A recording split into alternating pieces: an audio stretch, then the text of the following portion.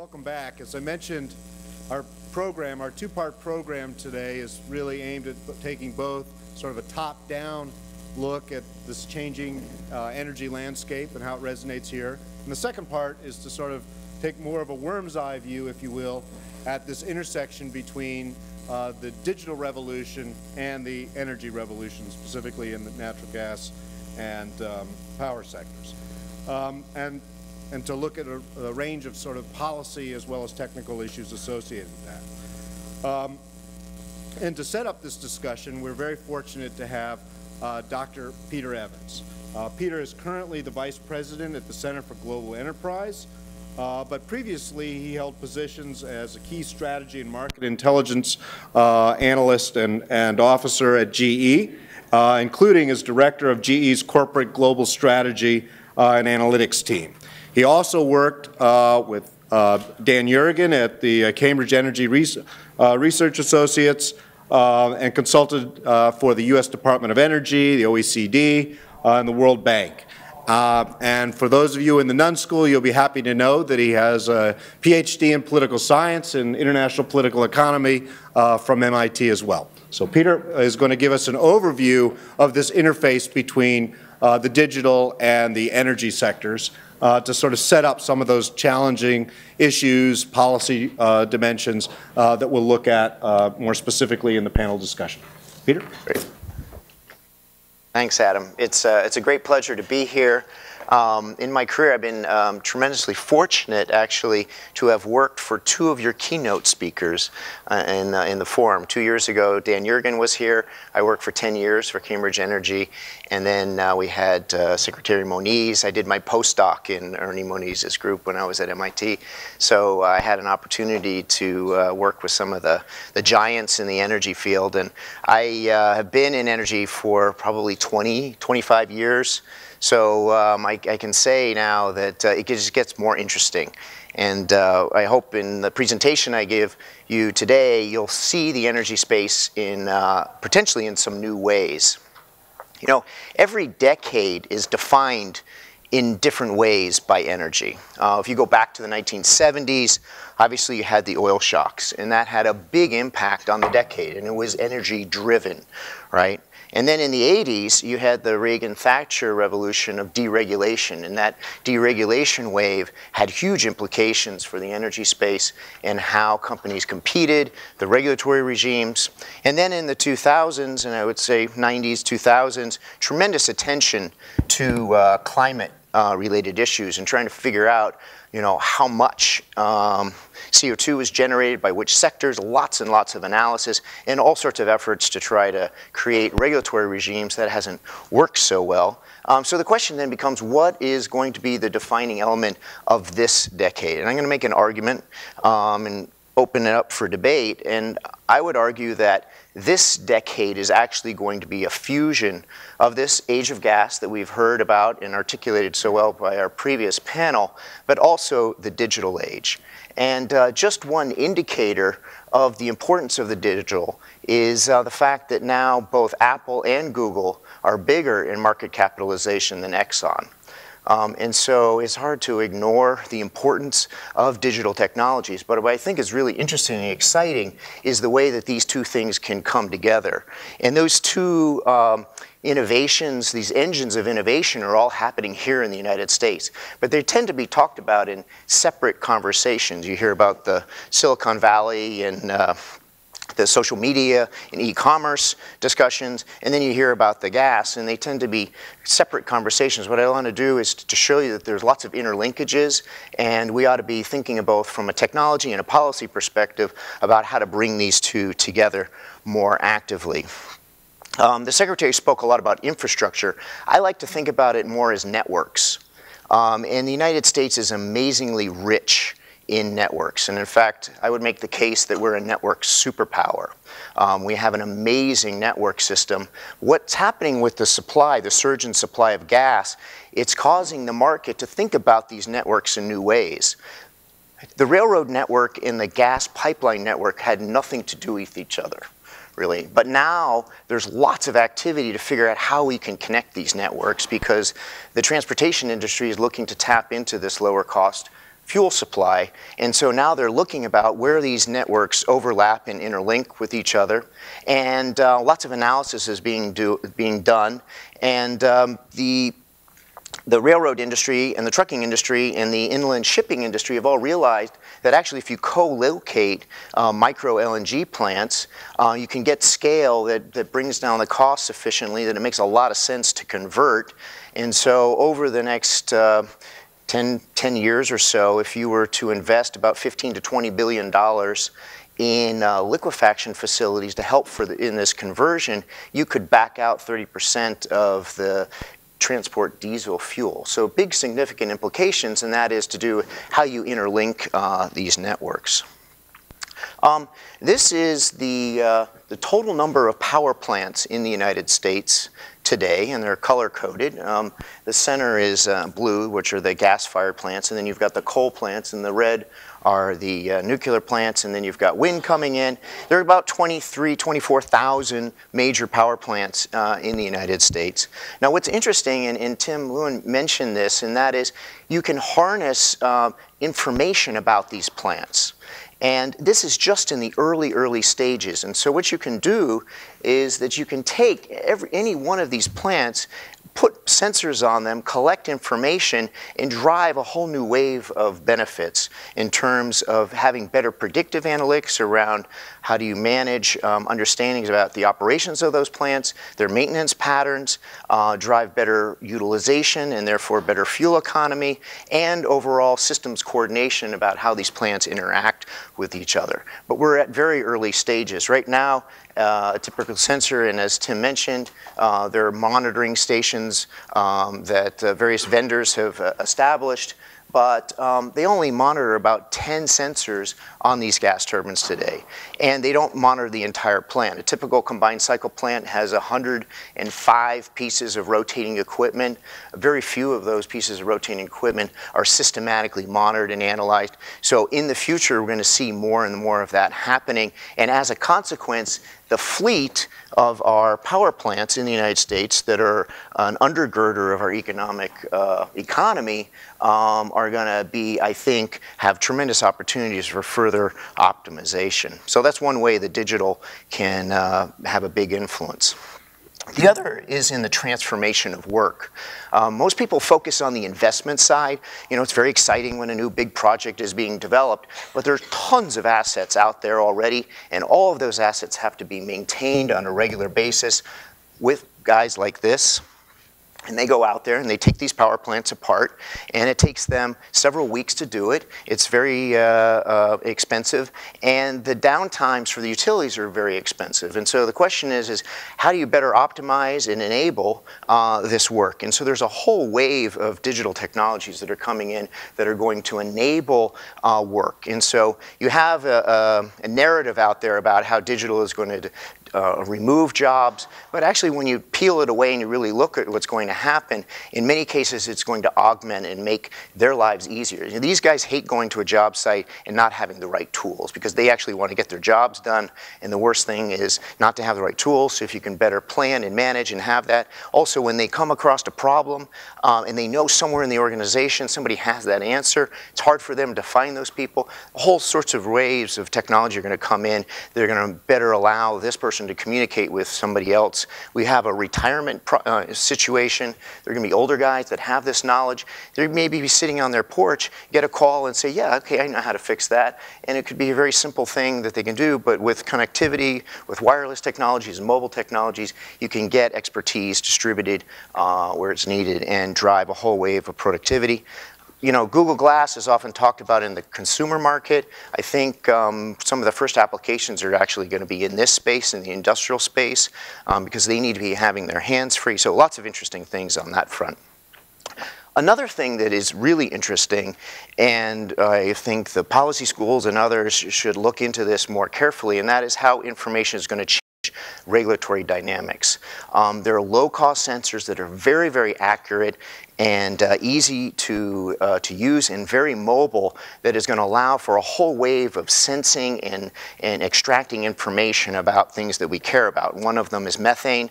This is a picture of a pipeline that shows the methane leaks along that pipeline.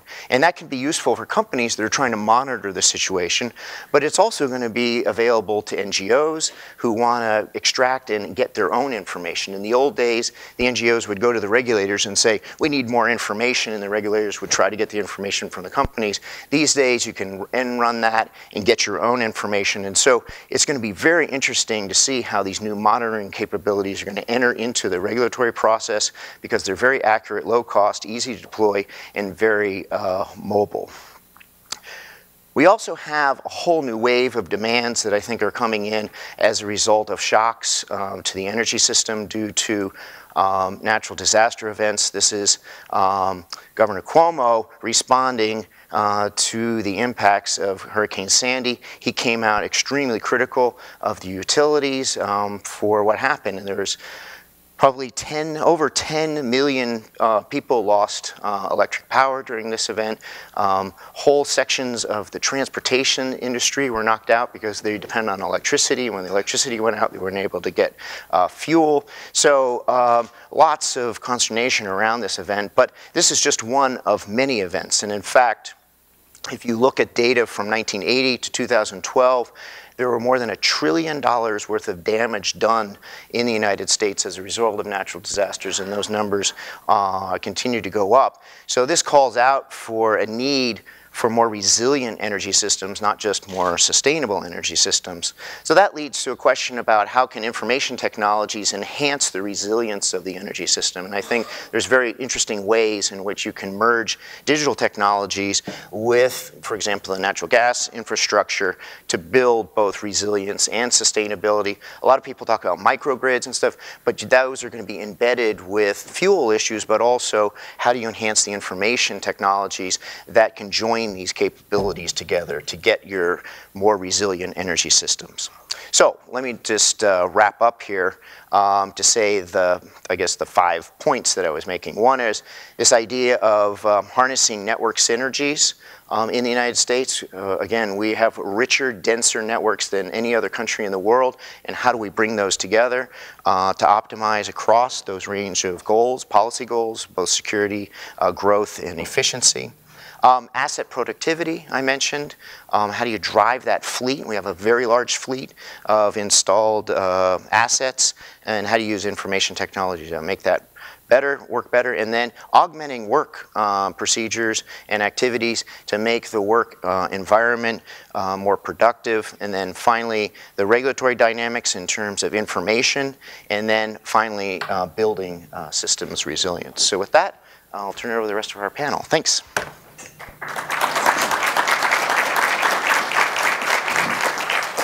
Thanks, Peter. Thanks for teeing up a whole range of issues that we're now going to look at in a little bit more depth with our different commentators. And so our first commentator is Mr. John Trawick, who is a Vice President of Commercial Operations and Services at Southern Company.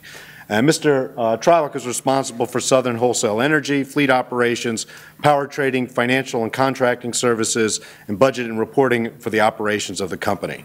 And he's going to help us get away from our theoretical musings and have it grounded in an operator's perspective. So, thank you. Thank you very much. I'm honored to be here today and represent Southern Company in discussing this very vital issue that's impacting all of us in the power industry, and that is how the natural gas industry is driving changes within our business. And so I want to start off a little bit with just talking about who Southern Company is, if you don't know.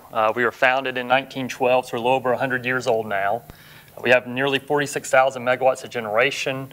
Our business model is focused around our customers. Ultimately, at the end of the day, we're trying to serve our customers the best way we can.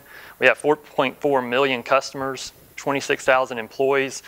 And just as the Secretary was speaking earlier about the all of the above strategy, we're a firm believer of that as well. We believe that you need to have all those possible outcomes in terms of resources available to you. So we look at new nuclear, 21st century coal, natural gas, renewables, which includes solar, wind, biomass, hydro, and energy efficiency. We look at all of those as being a critical piece of our energy future, and we look at it from the standpoint, this is what our customers expect us to deliver to them in the future.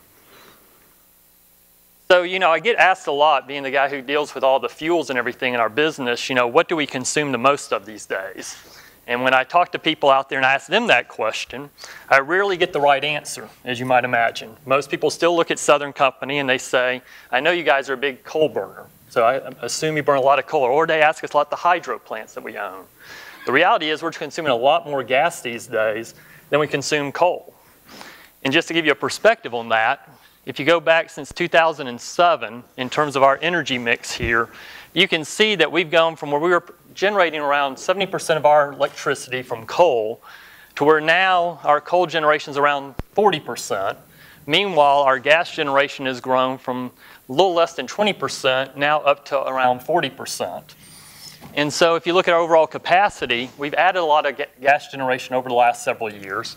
And so we're up to where we actually have more gas capacity than we have coal capacity now. And part of the reason we look at Vogtle and the Kemper County project in Mississippi, that's a new coal facility, as being critical in the future, is you can see that we don't have as much in our mix, relatively speaking, in terms of nuclear and coal going forward. So that's a critical piece of how we look at our business. But this is really an illustration of why diversity is such a critical piece of our business. By having the diversity of having both coal and gas resources, we can switch between these. When we saw gas prices run up this past January and February, we switched where we ran a little more coal generation than we ran gas. So all in all, diversity has really benefited our customers in terms of having this mix of resources. And then if you look at it in terms of actual gas burn over time, so as we look forward into the future, as was discussed earlier by Timothy, I believe, we're going to see less coal in our fleet as we retire some coal plants. We're going to continue to see a significant amount of gas in our overall fleet, and then you can see where we're adding additional nuclear there with Vogtle. But if you look at it over the past several years, you can see how much we've increased in terms of overall gas burn here, where, you know, at the beginning of the decade here in 2000, we were below 100 BCF gas burn per year to where now we're over 600 BCF of gas burn per year. We're now roughly the third largest consumer of gas in the power industry. So we're a very big player in the gas business today. And then just in terms of how we run our generating units, again, as gas prices have changed, going back to 2007 when we had gas prices or upwards of $8, $9, $10 MMBTU, we were running our combined cycle fleet at about a 30 to 40% capacity level, to where today, as gas prices have come down, you can see that we've run those combined cycles now upwards of 60% capacity factors.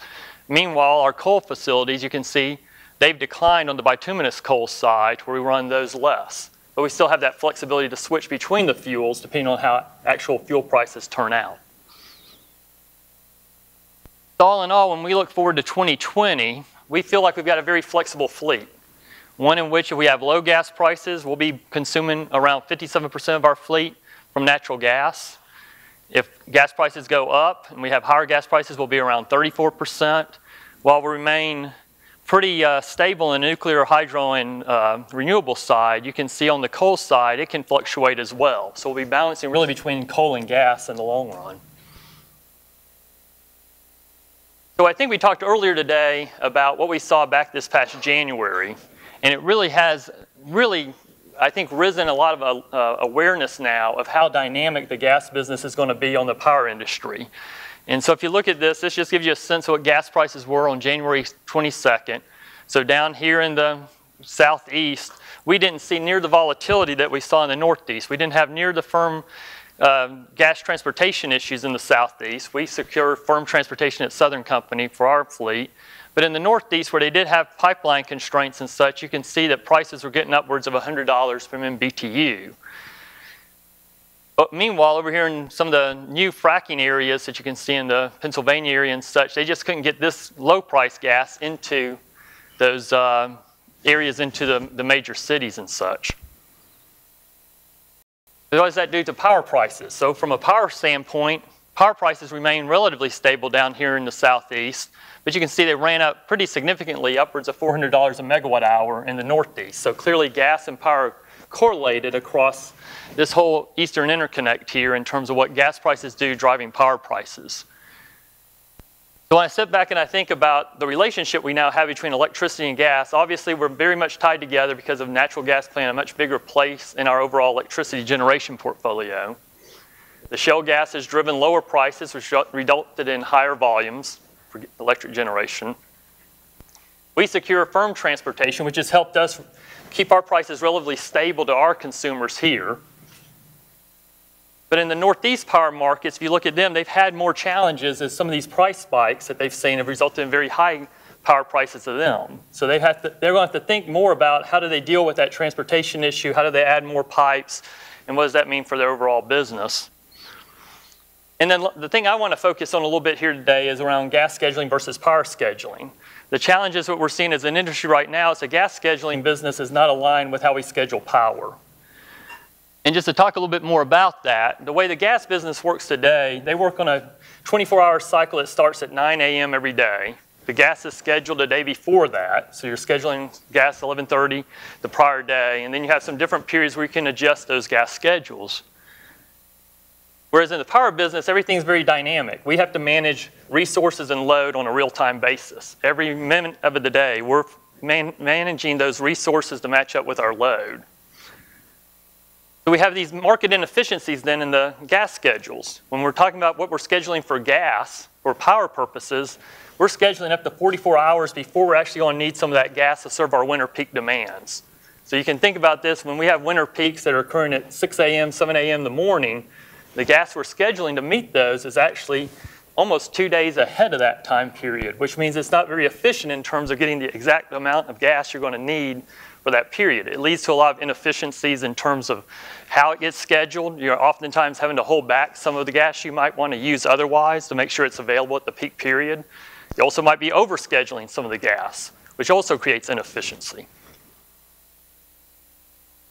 So FERC has responded to this. They've issued a notice of proposed rulemaking where they want to make more coordination happen between electric and gas scheduling.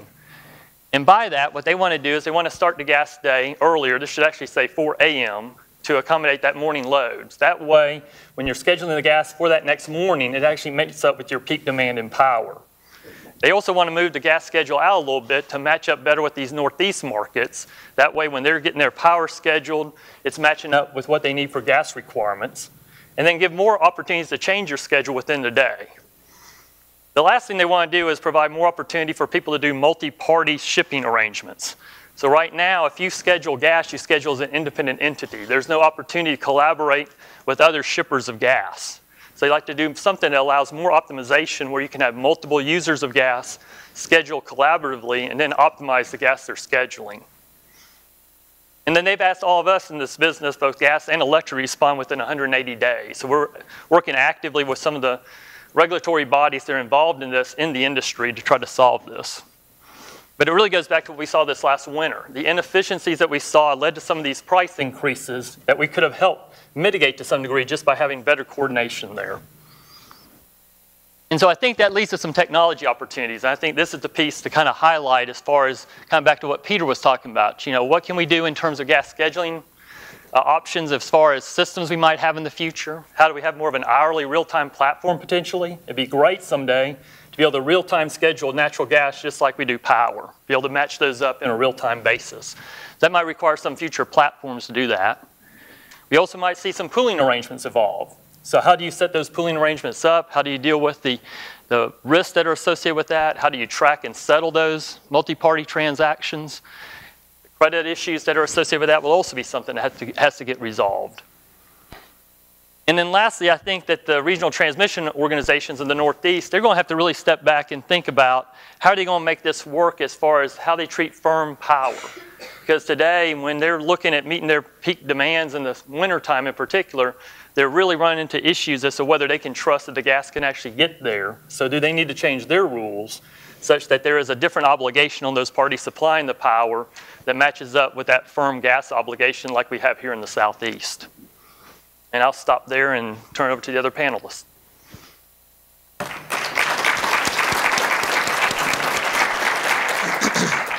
Thanks, John. Our next commentator is Mr. Don McConnell. Don is the Executive Director of Industry Strategy and Commercialization in the Office of Industry Research here at Georgia Tech.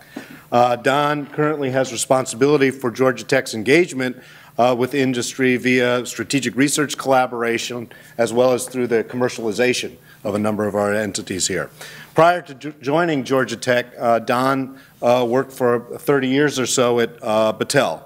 And he has worked on a number of issues relevant to our discussion today, including zero-emission hydrocarbon conversion, sustainable energy power grid solutions, and also nuclear fuel cycle solutions. Don is going to talk to us a little bit about a range of issues concerning the convergence of electrical, natural gas, and information systems.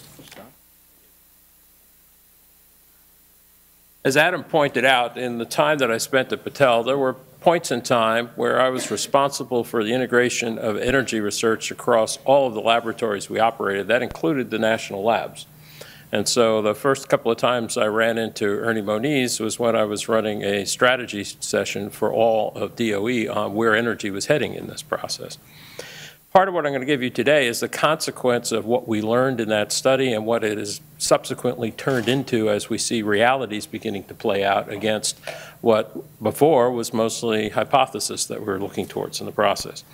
And my fundamental premise that I'm going to advance in this one is that we're really approaching a point of convergence now, where we're going to see the potential for change in the energy industry that probably outstrips anything that's happened since Edison first sent direct current over wires. And that convergence, as has been hinted at in both of the preceding discussions, really has to do with the fact that we now have ended up integrating, in part, the natural gas system with the electric system. And simultaneously, we are developing the capacity because of the ability of information systems now to function in real time and move data in a smart grid system that we can actually observe what's happening in our system. So we have three systems converging at the moment. The ability to know what's going on, the ability to use natural gas more effectively and put it into the mix as John just described it, and then thirdly in the process, basically the ability to manage the grid. Underpinning all of this are some fundamental changes that, as Dr. Moniz pointed out, have been a consequence of conscious policies at the federal level and increasingly policies at the state level. Because in addition to the discussion of FERC, which is a critical element of all of this, state renewable portfolio standards and other approaches to that, the New England approach within the region, all have an impact on what is the economic order of dispatch, because you're putting constraints on which power sources you're going to use. So for example, we now have states in their plans that are moving towards, Hawaii is shooting for 40% renewables. California is currently at 33 and is expected to go up. Colorado and Maine are at 30%, and we have a number of other states that are 20% or more. Over the last 2 years, as was hinted at, the solar capacity has increased at a rate of about 40% a year, with over 140,000 new installations just in the past year alone. So as a consequence, we're seeing a lot more of this alternative forms of generation coming into the mix, and it varies, as the map on top shows you, quite a bit depending on where you live. And I think the one element to this that I will contrast is the Southeast is radically different than the Northeast, is very different than the West because of both the power sources available, but also because the regulatory structures are very different between them. They're not necessarily harmonized even at the local level in this case, as I'll show you with the example of PJM. We'll go into more detail on what happened there. But the one item I think that you can see in this is that there's been an increase overall, if you look from 2000 to 2012, the use of renewables and natural gas, which have continued to evolve, which is changing the mix as John just described to you.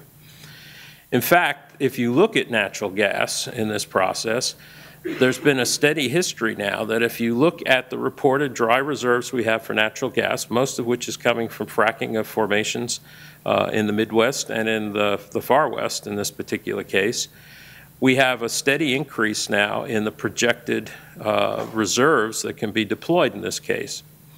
At the same time, as you look at the bottom in the green circle, the use of natural gas for generation has continued to increase in the mix. And so as our the consequent issue here is natural gas is likely to be a very strong player in this mix of energy for some time to come. As was hinted at several times today, the real challenge is, can we move the gas to where it needs to be used? The one fundamental difference between natural gas and a coal-fired plant is you can locate natural gas generation much closer to the end user. Same thing's true with some of the wind technologies and the others. And so what has happened, particularly in the Northeast, is natural gas generation capacity has moved closer to population areas, and they're dependent on the pipeline system. If you look at the pipeline system, it was designed to move natural gas and petroleum products from the Gulf Coast to the rest of the country. The reserves are in the West and in the Midwest. We never designed a pipeline system to move those elements. And there really, yet, is not really a practical way to move it by any other means other than through pipelines. There is storage in the Midwest which can be used, and that is a buffer that's important.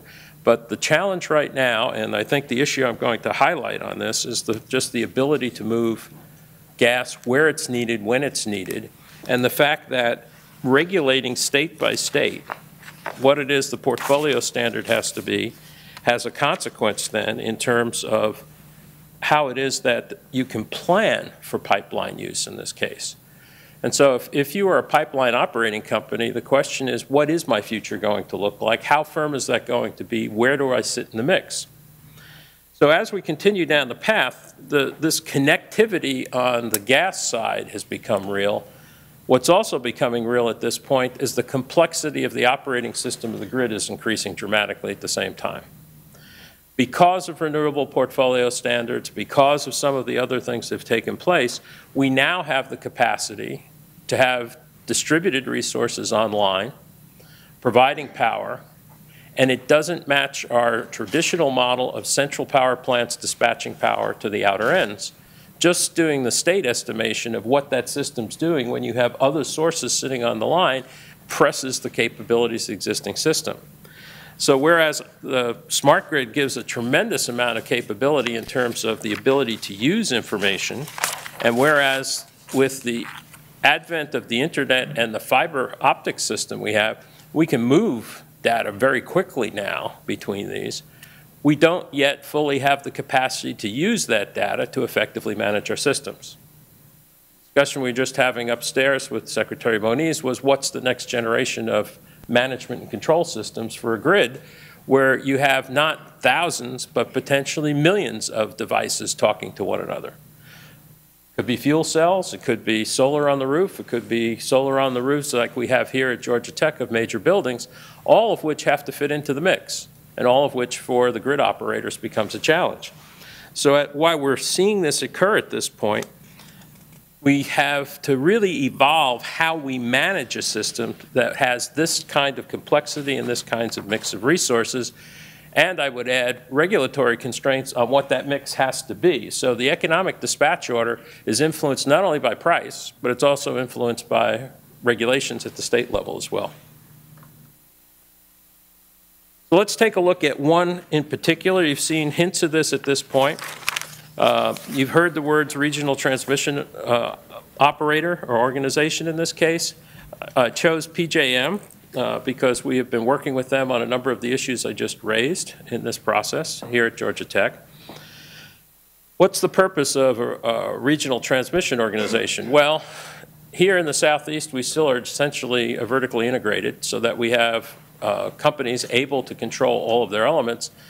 When you look at the Northeast, it is partially deregulated, and so as a consequence, it's an open market in terms of bidding power into the marketplace. So on any given day, the RTO, in this case PJM, is looking at its district, and you can see on a map where they sit, and trying to determine what is my expectation of day-ahead power requirements. They then have to run an auction to see who's willing to provide power at what price into that system. And clearly, one of the things that you can do in that system is if you're an independent power producer, you can decide to withhold your power until you see the bidding go up to the point where you think that'll give you a reasonable return.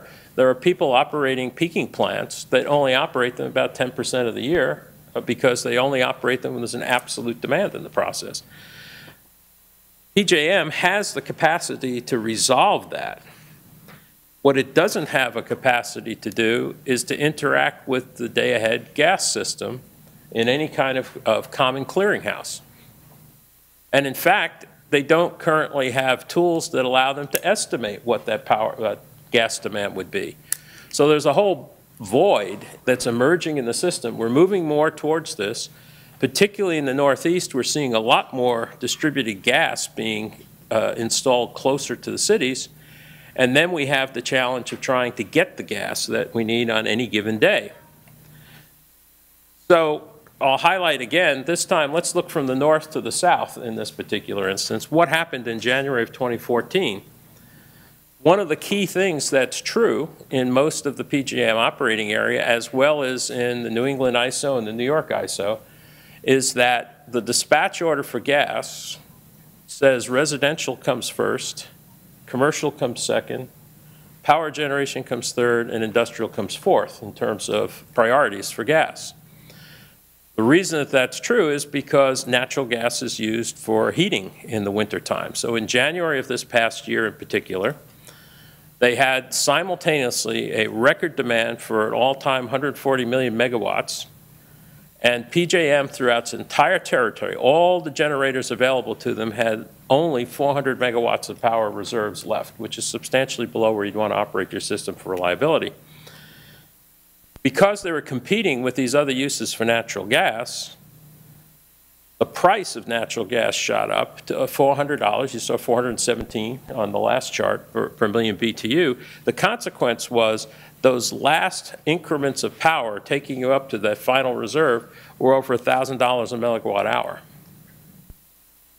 Clearly, there's a disconnect and an inefficiency in that marketplace, as you heard John describe in this process.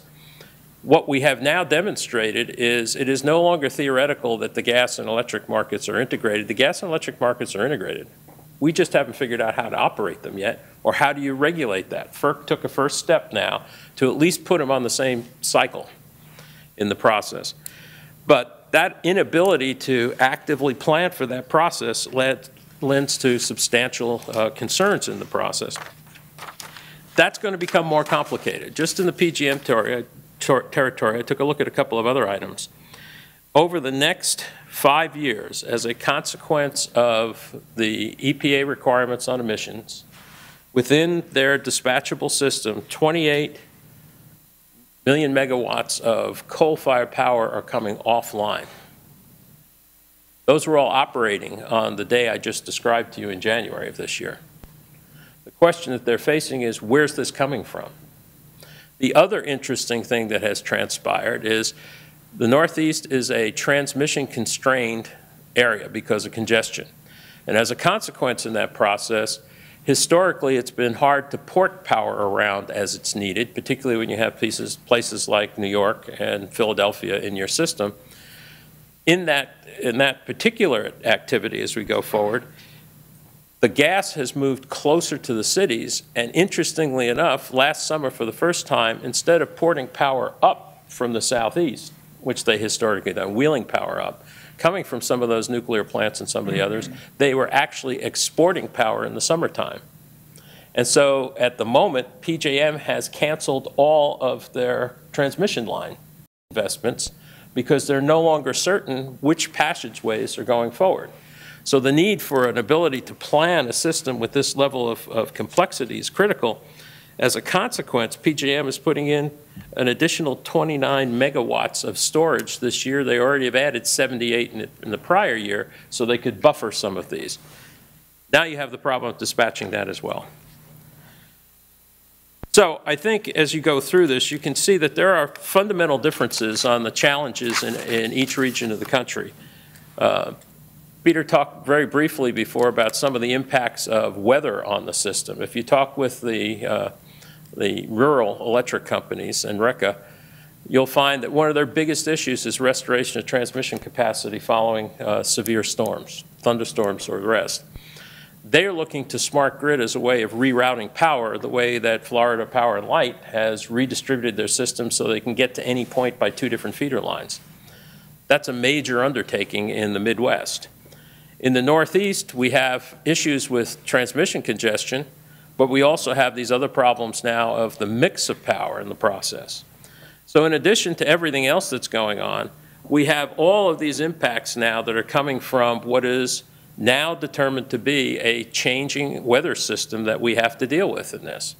The consequences of that weather system differ by region. In the east and in the south, it has tended to show up as a propensity to larger storms because we have more energy in the oceans to drive them. Sandy was a $68 million insurable loss in the Northeast.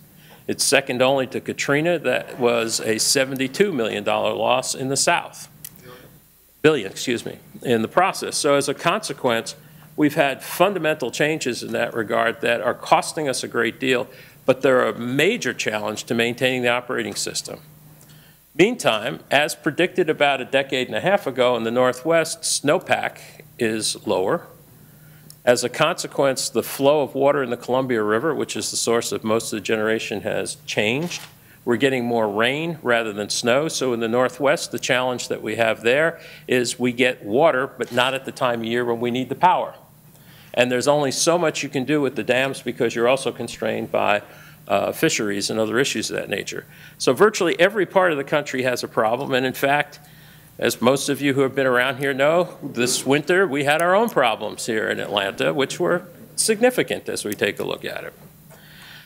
So overall, I think the argument can be made, and hopefully you understand why I would say this, that we're seeing some very important vulnerabilities in our energy systems. They're taxing our ability to regulate those systems. They're taxing our ability to make an efficient market, an economical market in that particular case. And the last point that I'll make in this process is the third bullet on this chart. And this comes out of the current studies that DOE is doing as part of the Quadrennial Energy Review. In the period from October 2012 to May 2013, 53% of all cyber attacks were on energy systems. That includes pipelines, utilities, refineries, and the rest. The whole sense of how we operate the system and maintain its security now is an issue for us. And the last one is only beginning to be seen as we go forward in the process. Thank you.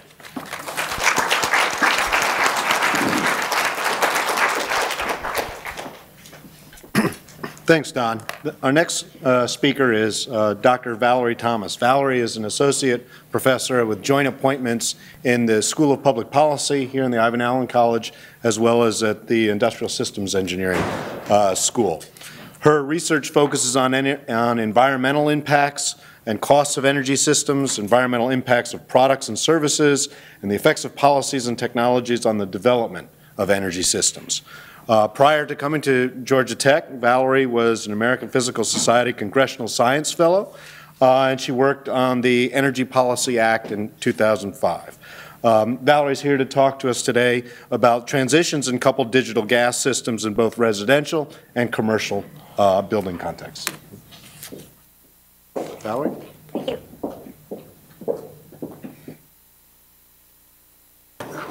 So we've heard a lot today about natural gas use for making electricity. And to some extent, we've also heard about natural gas use in industry for manufacturing and chemical feedstocks. Natural gas, as it turns out, is also used for heating in residential and commercial buildings. That, in fact, is a very substantial use of natural gas. So the picture you're looking at here, this is our energy system. And in fact, this is what new build looks like today in the United States of America. And what we have here, if I can figure out how to use this. Good guess. We have a typically natural gas furnace. We have a natural gas water heater, both decades old technology, and then they're joined together in this funky dual chimney system, which works by if you have a lot of waste heat, then the waste heat can draw up the combustion gases out of the house. So the technology used here, it's old and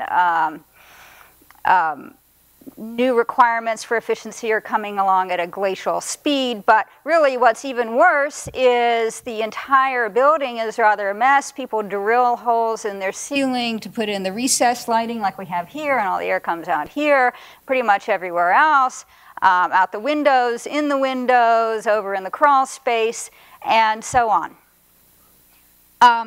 The implications of this, you might think in today's America, well, we have plenty of natural gas. Prices are not going to go up. So the fact that we're blowing it out the ceiling and the windows doesn't really matter.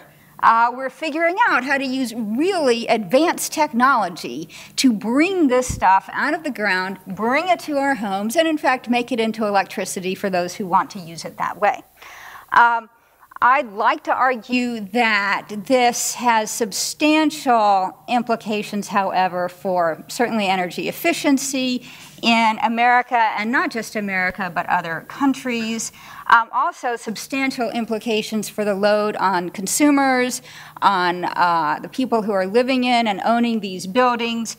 And in a number of countries, there are substantial national security implications for how this for using natural gas in this way. The other thing I want to say is, as you can immediately begin to see, not only are there substantial drawbacks to using natural gas in this way, but there are tremendous opportunities for improving this situation. Not only to do the obvious things like plug the hole in the ceiling, but some things that are really innovative and people are just beginning to think through. So, just a little overview here. You can see that residential and commercial use of natural gas are a very substantial portion of natural gas consumption in the United States. I've shown vehicles there, but it actually doesn't show because it's still so small. And looking over at the right-hand pie chart here, you can see that in the residential energy use, substantial fractions of that total, including all the electricity to run the equipment and so on, is still space heating and water heating, which is mostly natural gas, is very substantial. And if we had time to look the numbers over this for a while, you would see that there is actually some progress that has been made over the past number of years in becoming more energy efficient in the residential sector. So consumption is going up somewhat, but the relative share of natural gas or the heating sort of thing is coming down somewhat. So it is possible, and we're beginning to make slow progress. However, although there's been a lot of discussion about the tremendous economic opportunities in natural gas production, more efficient production of electricity, and so on, which are, in fact, very large, it's every study I've ever seen of ways to reduce greenhouse gas emissions point out that increasing building efficiency is the best bet for your money. Other countries have a rather similar situation. And while for us we may be focusing merely on the economic opportunities of being more efficient with our natural gas or our interest in reducing greenhouse gas emissions, in other countries, not just Ukraine, of course, but it's been in the news recently, many countries in Europe and elsewhere face substantial national security and, for many people, personal security consequences of using natural gas in such an inefficient way. So, for instance, in Ukraine, they have a somewhat similar utilization pattern to the United States for natural gas, about a third of the use per capita that we have in the US. They use a substantial amount in industry, but look, half of their use is residential and communal. Communal is a combination of commercial and residential. So that's half of what their need is. I think an area that we need to begin to think about in the building space is what comes after natural gas. It's fairly well been thought through in the electricity sector how we could get to a low greenhouse gas or even zero greenhouse gas electricity production system over time with combinations of renewables, nuclear, and carbon capture and storage from the fossil fuels. Similarly, for the vehicle sector, it's been discussed here and is sort of well thought out that we can move to a combination of biofuels, electric vehicles with clean electricity, and of course more efficient vehicles. But there's been much less said about what we're actually going to do with the buildings. So if we look at heat use in building, I've just listed some of the obvious options. Well, we could stop using natural gas to heat the buildings if we just heated it with electricity and then made the electricity system be cleaner, either with home-based photovoltaics or the grid. Passive solar, wood heat, which is rarely seriously discussed in this country, or very highly efficient buildings which bring the cost down, the energy requirements down substantially. Hot water is a little more challenging. You can't create hot water from efficiency. You actually have to heat the water somehow. So again, we could just pass it off to the electricity sector since they're being so innovative, just make it electric and then have that be a low carbon electricity. Again, wood is actually a possibility, or we can do solar hot water. Or there are other options that could be listed here, which are some more innovative ideas that, again, are not yet really on the radar. I do want to mention something about wood pellets. The Southeast is becoming a strong supplier of wood pellets for the European market. And I would say that almost every time that I hear it discussed, just, with my energy colleagues and so on, there's almost some derision that Europeans would buy. They would buy our pellets. We're going to ship pellets over there. Somehow the idea that they are somewhat overhyped in their green policies, and that one of these mornings they're going to wake up and realize how silly it is to buy our wood pellets and our market's going to collapse. That may be, but I'd like to point out that by using wood pellets, these pellets are used to some extent in power plants in Europe, particularly in the UK. My understanding is also in the Netherlands. But in a number of the countries, there's a primary use of wood pellets for inside residential and commercial buildings, particularly Denmark, Sweden, France, Italy, and Germany. Use of these wood pellets does provide a lower carbon source of heat. And it also supports energy security by displacing either diesel fuel or natural gas. So I think some broader consideration potentially of the contribution that's even being made from this production in the Southeast should be appreciated here and perhaps increased. There is increasing discussion and design and implementation in some places of net zero energy buildings or even passive buildings in which there is no net use of, depending on the definition, fossil fuels in the buildings. And there's a tendency to think that we would achieve that by, for example, putting PV on the roof. Then we'd get a net zero fossil fuel building. But again, analyses of strategies for getting to zero carbon buildings always emphasize that sort of the main least cost, most benefit kinds of actions are not to just jump on over there and get some renewable energy system on the roof, but rather to reducing the loads and developing passive systems. So looking at our entire building infrastructure as, in fact, part of our energy infrastructure and seeking to bring up the level of technology and the level of investment to some level that is corresponding to the level of emphasis that we're having on energy production. in thinking about what we might do in this space of rethinking our natural gas use in buildings and overall energy use in buildings, there's the obvious, which I tried to indicate in the first slide, plugging the holes and having relatively sensible energy systems. But there are a lot of other ideas being developed, which I'm kind of indicating by this slide. One area is thinking about the gap between the temperature at which heating is turned on and the temperature at which cooling is turned on in buildings, and ways to broaden that gap by other kinds of technology and behavior innovation. So this can include things like, more clever ventilation to make people more comfortable in a broader range of temperatures, and person-based rather than building-based energy systems to supplement the larger building system. And if there can be a larger range of temperatures within which you're not having large-scale building heating and cooling, you can make substantial savings on the energy used in the building.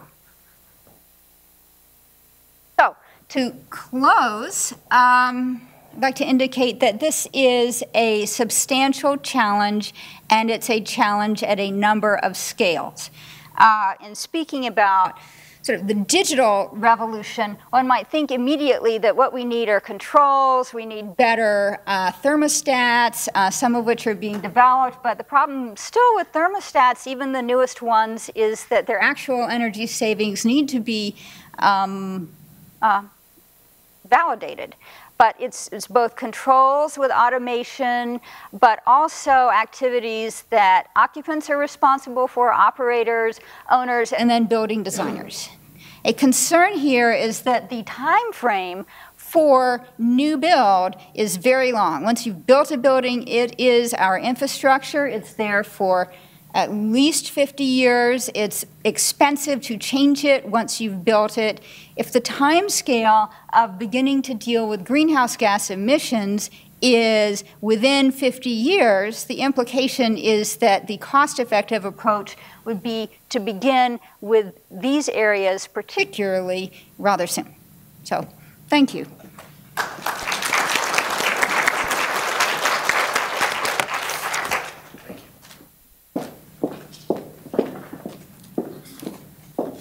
Finally, batting cleanup here is Jan Vrins. And Jan is a managing director and global energy practice leader at Navigant. He advises utilities executives on developing and operationalizing their strategies and achieving sustainable solutions. He has a long career in analyzing trends in the market and potential strategies and alternative business operations in multiple global energy contexts. And today, Jan is going to pick up the ball and what has been laid out here a little bit and talk about the emergence of energy clouds and emerging trends in distributed energy systems. Thanks, Adam. I've good and bad news. The bad news is that I'm in between and you all right now. The good news is there are not a lot of topics to talk about anymore after all this. So I'm trying to still maneuver in terms of what's left there. I will give it a shot. We spoke today about the changing natural gas landscape. I agree with the Secretary that we need multiple fuels to solve our energy challenges going forward. But I also agree with Don that renewables are here to stay. And there was a very recent report from the National Renewable Energy Lab. And again, it's a renewable energy lab, so you can expect that from these guys. But they actually looked at renewable scenarios from 30% renewable North US to up to 90% renewable. They believe that 80% renewable in 2050 is viable. And we're not gonna, we might debate that here, but they're here to stay. California will go easy above their 33% target, as well as Colorado above 30%. New Jersey, which is an interesting one, 22.5% easy by 2020 with a significant solar component as well. There's four things that are driving some of these things. One is cost of energy, we spoke about that. Second is carbon footprint, discussed a lot about that as well. Disruptive technologies is the third one. Not only on the generation side, we spoke a lot about generation today, but disruptive technologies on the transmission, the distribution side, and then also, as Valerie just spoke about, in buildings, 50% energy use, transportation and industry each 25% of energy use. And then the last one, and then I will get to my point, is around the changing infrastructure and what we call distributed energy resources. What that means for utility business models, for regulatory models, and the changes that are needed there. So this is our current grid, the centralized grid, with centrally located generation facilities, whether it's nuclear, whether it's gas, whether it's coal. It's originally designed for one-way energy flow, controlled by the utilities, whether it's investor-owned utilities or public utilities. It's, from a technologically perspective, it's completely inflexible, and it has relatively simple market structures and transactions, and it's highly regulated with some exceptions. Energy cloud is a concept that we've developed where we draw parallels between cloud computing and what's going on around the energy infrastructure. The energy cloud has a series of distributed energy resources in it. It has multiple inputs and multiple users, and it has to support a two-way energy flow. It's highly digitalized. So to Peter's point, digital pieces on the infrastructure and data coming from that and doing something with it in terms of managing the grid is a key component of the energy cloud. It's flexible, dynamic, and resilient. It's kind of, cloud computing. You reserve certain space. If you need more, you get more, and you pay more. If you need less, you get less, and you pay less. That's kind of the concept of the energy cloud. It will require very, very complex market structures and transactions, and that will be probably one of the key things that has to be resolved. And regulation around it is changing rapidly. California throwing out now, regulation around storage and implementing storage into the grid is an example of that. This is the visualization of that. Won't go into too much detail, but it will change drastically. The old pieces will still be there. The centralized power generation plants will still be there, but there will be a lot of add-on to it, and it will go from generation through transmission, distribution, all the way into your home. And Valerie spoke about that as well. These are some of the key technologies. Again, I won't bother you with many of the definitions here, but there's a lot going on around distribution generation in general, microgrids, and I think microgrids are taking off from pilot stages to actual implementations. Storage will be a big game changer, and the ability of storage to help with some of the weaknesses of the other pieces of the distributed generation landscape, if you will, are tremendous. Building energy management systems, Valerie spoke about that, and then the whole digitalization of the grid. Smart grids from smart meters to advanced sensors on the distribution and transmission networks, and then the data coming from that, and how we will use that data to manage the grid more effectively. Balance supply and demand of power that flows through the grid. Manage energy efficiency on the user side. Impact of the energy cloud for utilities. They will transform from a kilowatt per hour sales-based business model to a transactional model. They will have to make significant investments while they have to deal with stranded generation assets, coal plants that they're retiring.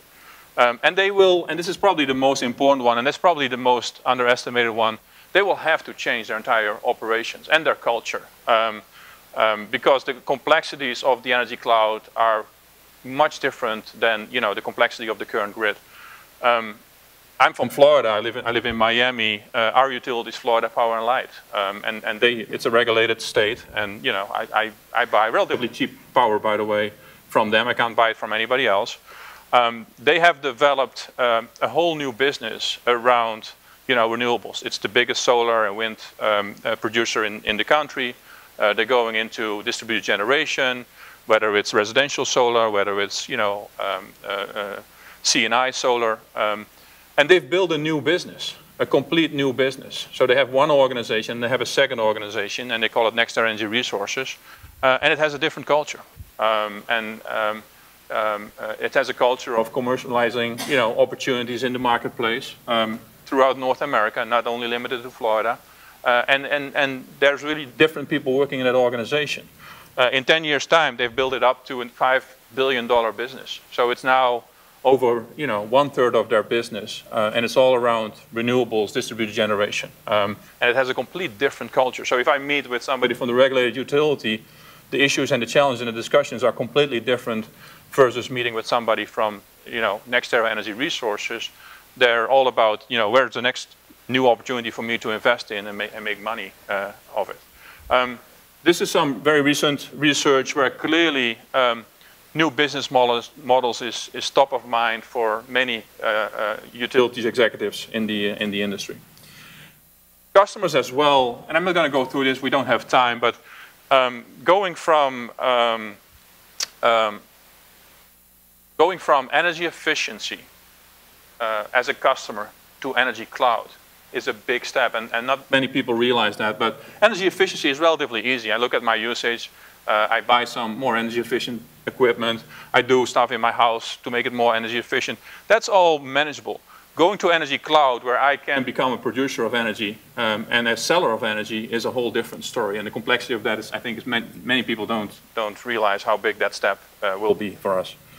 Business models, can spend a lot of time on it, but there are multiple new business models appearing right now where utilities either act as developer, owner, or operator, either stand alone or in partnerships with other companies like Google's and Amazon. These are some of the examples. Some of the examples on the solar side, and it will come to Georgia after California, Arizona, New Jersey, and maybe Massachusetts. And then I think Carolina is first, but then right after that, it's Georgia and Florida. It's a matter of time. Costs will go down, and it might take 2, 3, 4 years, but it will come to the Southeast. There's no question about it. In closing, a lot of changes needed around market rules, regulation, and the complexity of the energy cloud. Significant investments are required, and who's going to pay for it? It's interesting to look at the telco industry going from landlines to a almost full now, mobile cellular network. Something similar could happen with, the utilities, electric utilities industry. Southeast for now is a follower, but it will come here. And then, we spoke a lot about, merging of networks, and I think there's actually a bigger thing going on, and that's merging of industries. Utilities with oil and gas companies, with transportation companies, with construction companies, and with the technology companies. I think you see at least 4, 5, 6 industries coming together around the energy cloud as we move forward. And with that, Adam, that's it.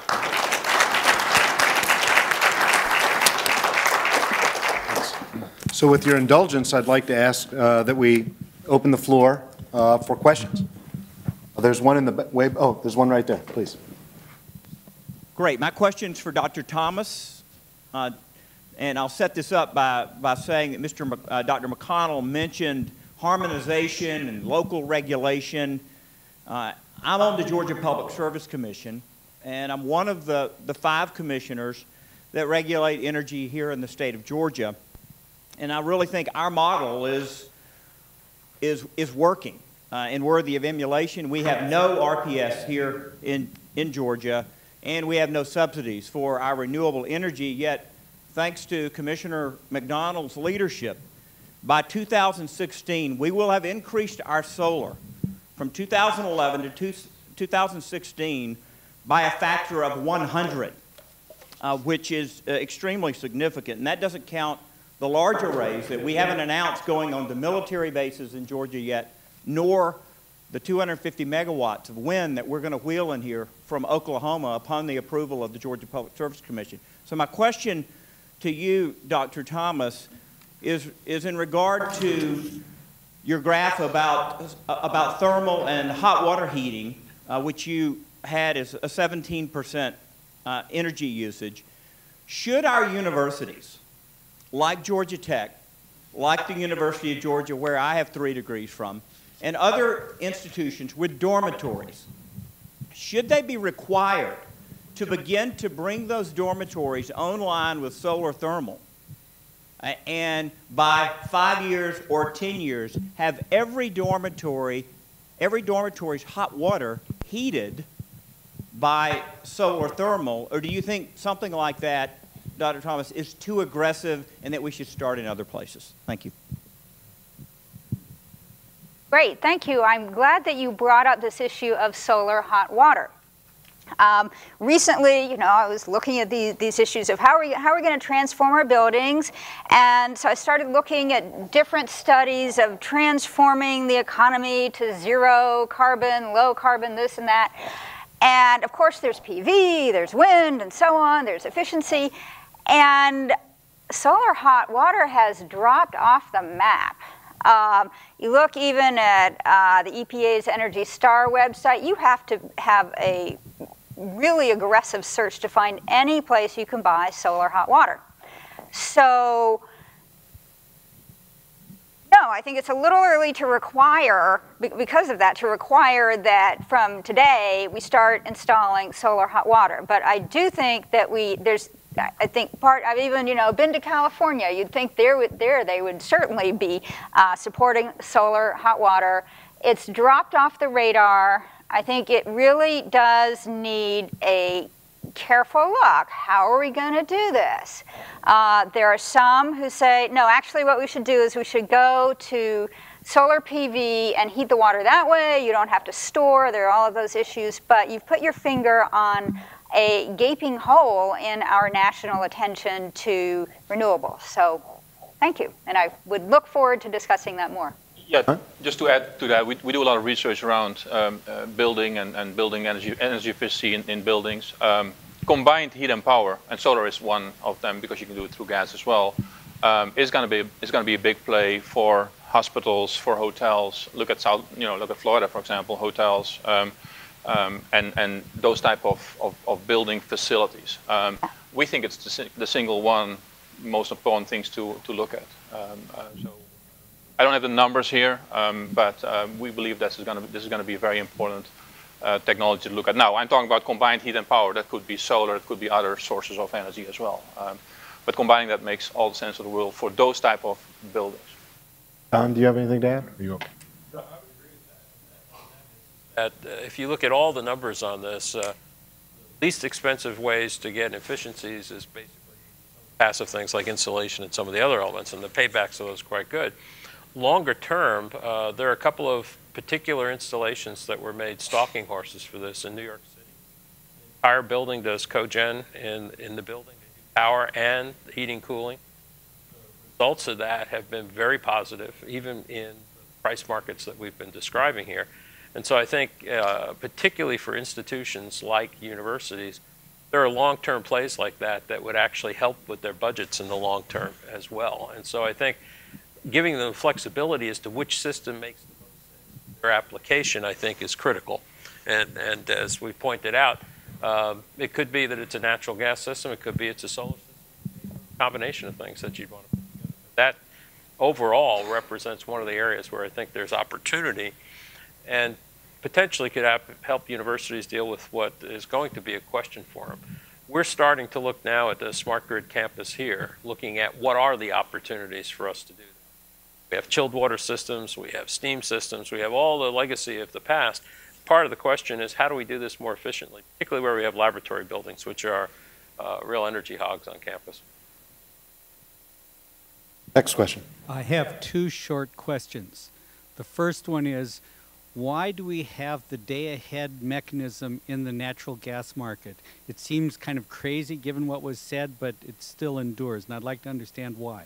The second more important question is, in your opinions, what would be the most important policy choices and policy implementations to improve energy efficiencies in our consumption, to improve how power producers make use of the best sources of their power, and how to integrate or better integrate information technologies into our use and distribution of energy? John, you want to take the first stab? I'll take the first stop. In terms of the legacy issues with the natural gas system, I think it really has to go back to what were the primary uses of natural gas up until really the last 10, 12 years or so. So when largely it was to serve local distribution companies, those systems were set up based on the idea that they could schedule that gas, had a very predictable amount of gas that they would be using for most cases. And I think also from the standpoint of how they managed their business, they had to do it with much more of a manual process. So they had to literally have people go out, turn these wells and everything to make, valves to make them operate. And so I think there was more of a, what I would almost call a mechanical process versus an automated process.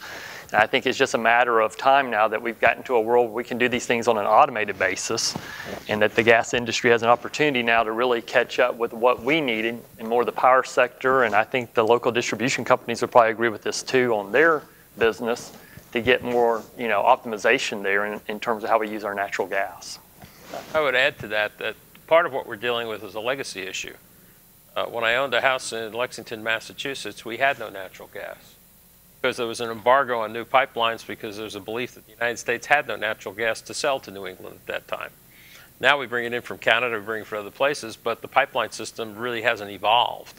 I think one of the things which would help is if we get clear. Dr. Moniz made a statement today about wind, that it was the largest single installation of renewables in 2012 and fell off the face of the map on 2013. Biggest single issue, I think, in trying to optimize that system is getting clear what are the regulatory structures under which we're going to operate these systems. Because one of the lessons about utilities is they are ways of making long-term investments that require socialization of the costs over a long period of time. That's the historic view of what a utility is, but when you get to a pipeline, you still have the issues of how am I going to amortize the cost of putting a new pipeline. And so I think the regulatory activities and how we go about managing it, it was just as much of a problem for electric transmission as it is for gas. Now, we just moved the problem. It's a pipe now rather than overhead transmission lines. The only good news about the pipe is, in some respects, it's easier to site the pipe than it is to site the overhead transmission because you can't see it once it's installed. Anybody else? Peter, do you? Yeah, I would just say that on the efficiency side, there's a lot of buildings that are black boxes. You don't know what the energy efficiency problem is. There are lots of vendors out there that have technologies that would like to do work in upgrading those buildings, but there's not a matching process to get them together. But I think we're seeing an evolution now in which you're seeing small companies develop platforms that extract data. They get the building management company to go through and they do an audit, and then they get a real-time feed from the utility on what that information is. And then they put a platform, they create a platform that gives vendors access to that information, and then they know how to bid on those opportunities. Right now, there's a market failure, there's a dysfunctional market, and so I think there's ways in which we're going to see kind of the eBayization of the building efficiency space, if I could put it in those terms. That's very exciting because it solves that information problem that will allow some of the leaks to be plugged, as Valerie pointed out. John? Yeah, the second question, it's a very complex question, and the answer is not easy, but what I will say is I think that the regulators need to see how the utilities can be part of the solution. And what I mean by that is that utilities have no interest in eroding their own, revenue, if you will. That just goes against, common sense and good business. But there are opportunities for utilities out there to look for alternative revenue streams around all of the things that we spoke about today. And I think if you leave that to new entrants and you leave it wide open, and utility will have a hard time being part of that, then I think that process will further delay, I think, where we want to go. So if regulators and utilities can come together and see how utilities can be part of the solution in some of these new revenue streams, some of these distributed generation opportunities, I think that will help. That's all I want to say. It's a very complex answer, but I think that's key. Okay. With your indulgence, we have time for one last question. Thank you. So I'm a PhD student here at Tech. I actually work on a project in decentralized and distributed grid controls. So with regard to the energy cloud, you know, one of the main points that you made was that utilities need new operational frameworks for controlling distributed resources. And not only that, but they need to develop new business models. Now, to me, developing a new business model is a very different question from changing operational paradigms. And it seems like it's actually, in my experience, talking to people from utilities, co-ops, ISOs, it's, you know, there's almost kind of a chicken and egg problem in changing operational paradigms, where the demonstration on a real system needs to occur before the operation is going to change. So what seems to you to be like a transitional approach to changing the operational paradigms, and does demand response, which is something that is kind of accepted, and do you think that might be an example of how distributed resources can be more brought into the fold of traditional utility operations? Don will want to comment on that as well. Yes, business model changes have nothing to do, well, are different than operational changes. And by the way, when I talk about operational changes, it's operations of the grid, and then the grid is transmission, distribution, and generation, and as well as in the home, behind the meter. And that's a part that has a lot of attention from a distributed generation perspective, net metering and things like that. And then two, also operations in terms of how they go about managing their clients and their customers. That all will change significantly as well. So that's two elements of operations. Yeah, I think what some of the utilities are doing now is pulling some of the distributed generation pilots out of a pilot phase and actually looking at, you know, how can they integrate them into the grid and into the grid operations. I think we're early stage there.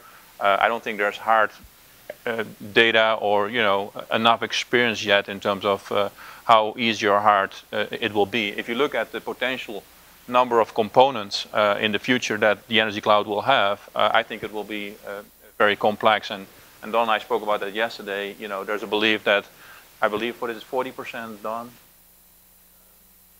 It goes up to 40% renewable, it's manageable. If it goes above that, you know, if it's up to 40% distributed generation, it's manageable. If it's above that, it will be really, really hard. So I think at the early stages, some of the, you know, California utilities, we're doing projects for them right now that take it from pilot into actual, you know, operations. And but I think it's early to tell in terms of, you know, the experience and the data that are coming from that. Don, do you want to? I think there's one other issue we really haven't touched on very much. Valerie touched on it just a tad. One, in a place like California, you can see what consistent, stable regulatory environment does to create opportunities for people to make changes of that nature. And we've seen it drive the system, and we've seen people change their models. CEO of Energy has announced that we have to move as utilities from being commodity suppliers to providing particular services that consumers want. And that could be higher quality power, it could be distributed power, it could be power that's less interruptible, and so forth and so on. The one key piece, and it just came up in a discussion we had upstairs, which is a bit of a black box right now. It was intended to be part of the smart grid demonstration projects that rolled out under the ARRA funding, is how will consumers respond, and how flexible, adaptable are consumers to changes in the way that they consume power and moderate it.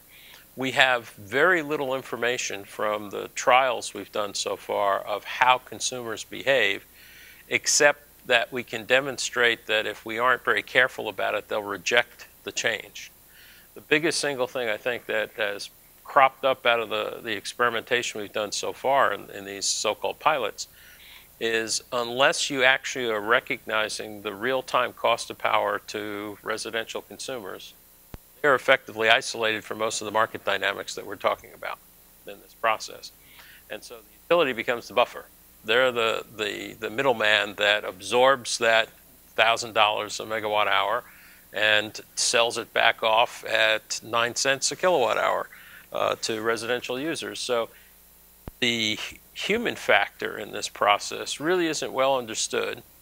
I've watched in Ohio as Paul Santalella came out of the utility regulation business on the basis of a backlash against going towards higher efficiency and smart grid type operations.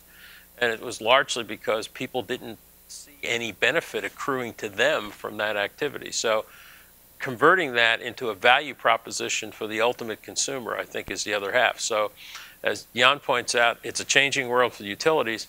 We haven't really confronted yet the user in terms of it's a changing world for them as well. And then one last comment to that is that this whole distributed generation development will actually lead to the fact that the rich can afford those type of generation capabilities, and they will benefit from it, and they will sell it back. The low-income customers are going to pay for still keeping, the grid on standby if, my self-generation capability is not working that day. So that's one of the major issues that still needs to be resolved, and that has to be resolved between, the regulators and the utilities, because that will create a complete imbalance in terms of who pays for the cost of, the shared infrastructure. So one of the unresolved questions is utilities have an obligation to serve right now. Right. Who inherits the obligation to serve? Well, on that note, I think we've covered a range of topics, but seemingly only scratched the surface.